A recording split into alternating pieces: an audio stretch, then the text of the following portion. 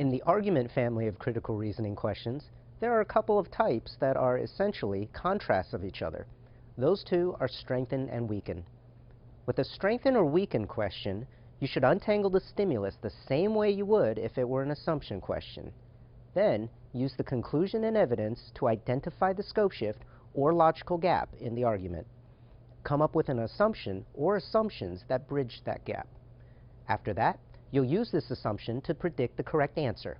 On a strengthen question, look for an answer choice that makes the assumption more likely to be true.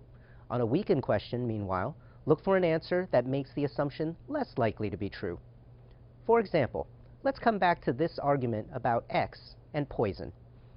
The evidence is that poison is harmful.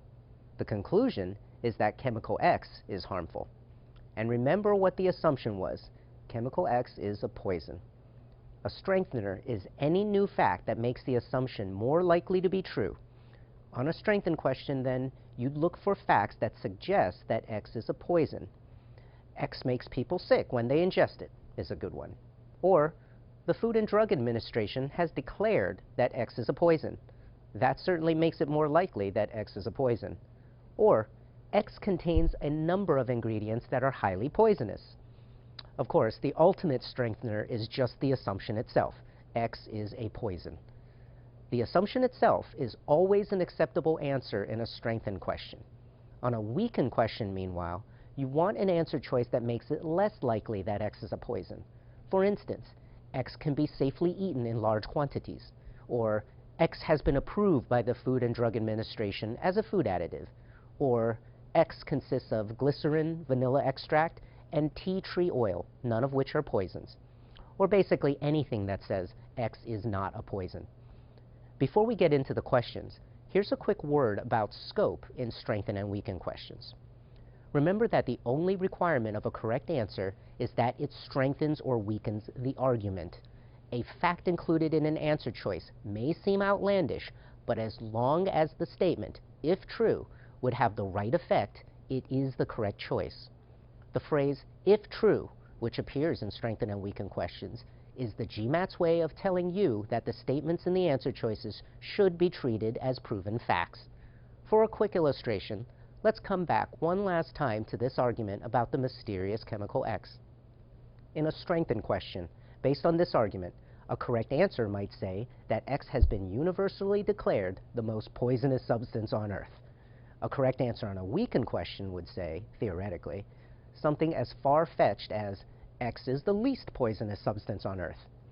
Don't question the plausibility of an answer choice on a strengthen or weaken question. Instead, treat each answer choice as true, and then ask, what effect would this have on the author's assumption? Let's take a look at another argument stimulus. Notice the key phrase at the beginning of sentence 3, in addition. That means the second and third sentences are evidence. The conclusion, then, is right here.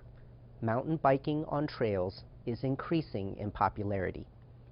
You could also have used the one-sentence test to identify this statement as the author's main point. The evidence, in very compressed and simplified form, is that sales of mountain bikes are increasing. There are two logical gaps here, and therefore two assumptions that the author makes. First, there's the gap between mountain bike sales and biking on trails. The author assumes that the bikes are not being stored in garages or ridden on city streets. The other gap is between sales and popularity.